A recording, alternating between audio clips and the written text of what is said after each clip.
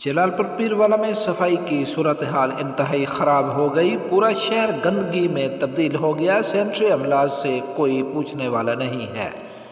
شہر کی مضافاتی آبادیوں بستی نناری، اسلام پورہ کالونی، رحمانیہ کالونی سمیت درجنوں آبادیوں میں سینٹری عملہ سالوں سے نہیں گیا۔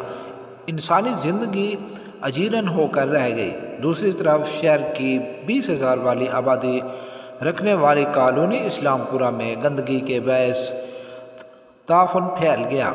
تعفن کے بعد لوگ نقل مکانی کرنے لگے۔ لوگوں کا کہنا تھا سینٹری انسپکٹر محسن گھلو کی ہدایت پر سینٹری عملہ بنا پیسے لیے کام نہیں کرتا۔ شہریوں نے نگران وزیر اعلیٰ پنجاب، چیف سیکرٹری پنجاب اور ڈپٹی کمشنر ملتان سے فوری نوٹس لینے اور صفائی کی صورتحال کی بہتر کرنے کا مطالبہ کر دیا۔